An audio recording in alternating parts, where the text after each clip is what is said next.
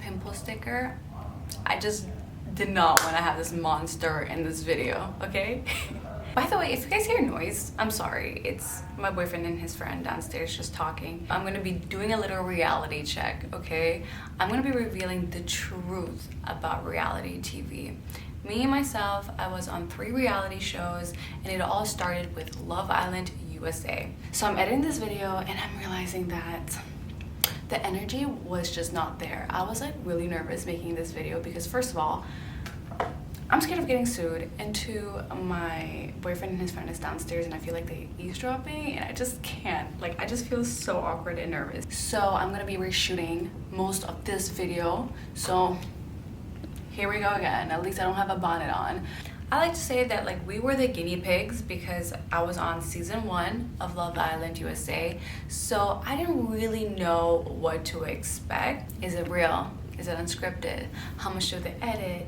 What happens behind the scenes? What happens after the show? I get these questions asked all the time. Reality TV is not scripted, okay? We do not get a script. We don't have to read off anything. However, you guys, the producers are so smart with getting us to say what they want us to say. Producers will literally ask you certain questions that will lead you to give them the answers that they're looking for. A lot of the times, the producers already know what's going to happen next and what people are going to say and how people are going to react because they studied us very, very well. So it's very easy for them to create their own narrative and create their own storyline. And one thing that I do really want to talk about, and I think it's so important for me to talk about this, and this was one of the parts that I was really nervous filming, but I'm gonna say it. I'm gonna say it with my chest. The reason why reality TV is usually fake, it's because of the people that are being casted. A lot of the times people that go to reality shows, they're really going there with an agenda and they don't show up as themselves in the show. So actually you're getting people that coming on these reality shows acting to be somebody completely different, becoming friends with people that they would not become friends with back at home, literally just acting like somebody they're not. So in my opinion, they might as well just be actors because they are not being authentic, they're not being real. I know people who went on Love Island that were in a relationship, and as you guys know, Love Island is a dating show. So what are you doing coming to a dating show in a full-on relationship? Okay, this actually happened to me. As you guys may know, my ex from Love Island season 1, he was in a whole relationship while he was on the show. I thought me and him fell in love and we stayed together for 10 more months after the show. I find out this man had his whole other girlfriend on the side, so I was like his side chick, I guess. So he went on the show with a whole girlfriend and then continued his relationship with his girlfriend while dating me. Like, it just blows my mind. Everything that I thought this guy was, how he was acting on reality show, how he portrayed himself to be, was fake. Okay, same applies with X on the Beach. There are people that go to X on the Beach with a fake storyline, and they also go with exes that were never even their exes just so they can go on reality TV. Reality TV can be very fake, not just because the producers set up that way, but it's because the people are fake themselves, okay? One thing is that the producers do not care if you're actually being fake, okay? They only care if you're gonna act the way they imagine you to act, because they want to make sure whoever they select make good TV. Because, you know, just like in a movie, there's different characters, right? They need the villain, they need the good girl, they need the crazy girl, they need the cool dude. So for example, when they casted me, they knew I was gonna be the crazy one, they knew I was gonna be the one hopeless romantic, blah blah blah blah blah, because they studied me. They asked me a lot of questions and they know what type of person I am. They picked me for a specific reason to fulfill that role. You know, that doesn't sound bad, right?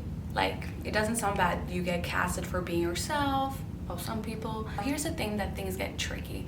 They set up the environment to test you because they know exactly what you don't like, they know exactly what you're scared of, they know what you're attracted to, what you're not attracted to, they know your triggers. So it's very easy for them to manipulate your environment and situations to get the best reaction out of you. And especially when the storyline is not going the way that they want, they know exactly how to fix that because they know you very well. You literally are just a little rat in their experiment, and they're trying to see what they can change and what they can do to see how you're gonna react and how far they can push you. Like, basically that's what a reality show is. This experiment can end up really bad for some people.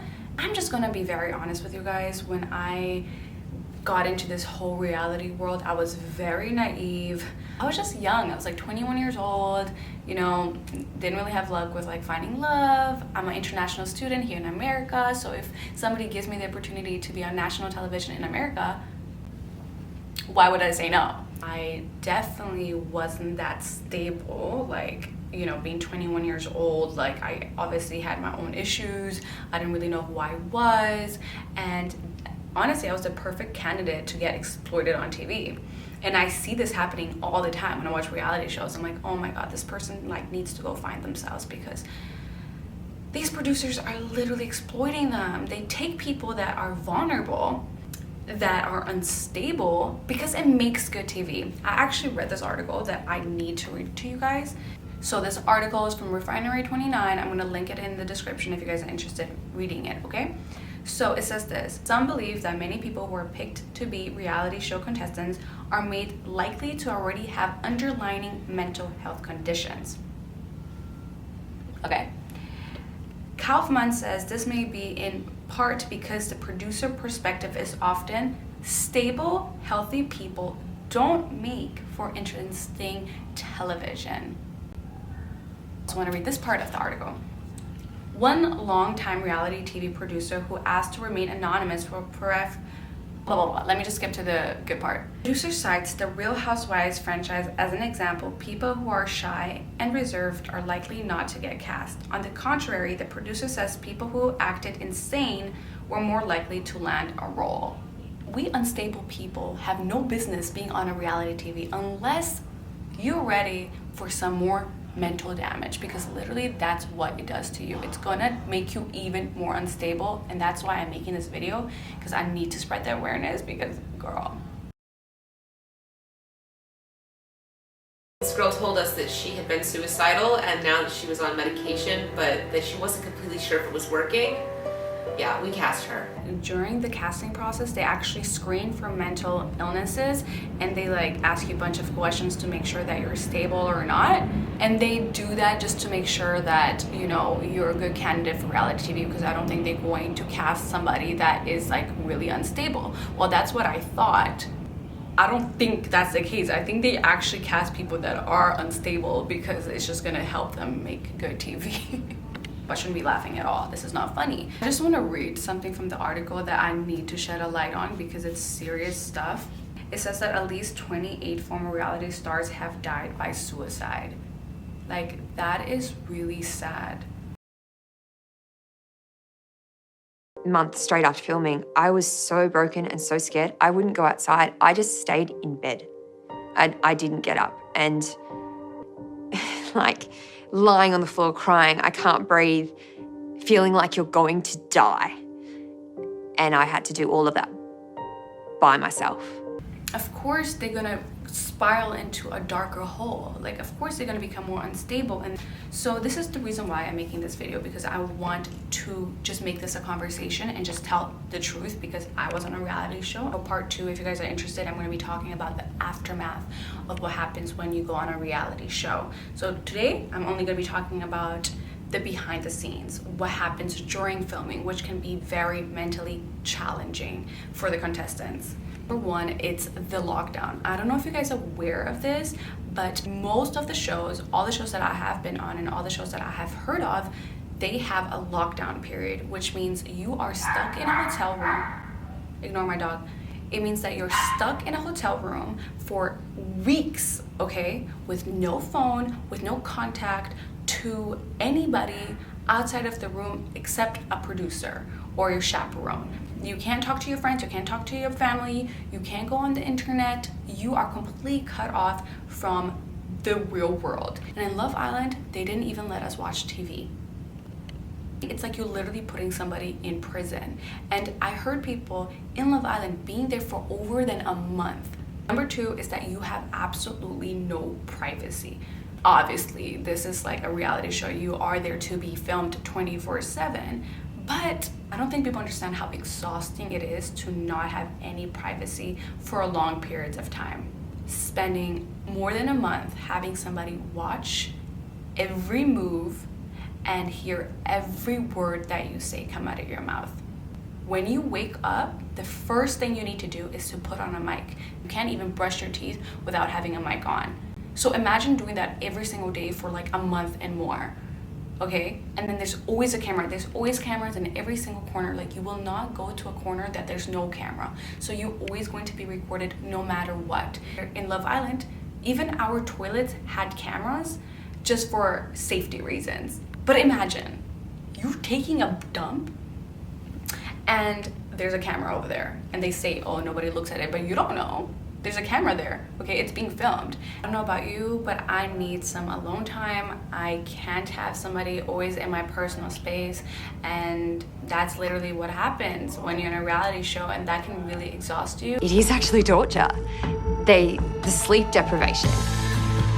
You get to a point where you're so tired and you're so broken and you just want to stop that you will say whatever they feed you. The next and last point is that you're being controlled all the time. Obviously, you play a role with what happens to you in the house, but a lot of times producers set up games, they set up challenges, they set up situation circumstances just to make the show interesting, and you just have to roll with it.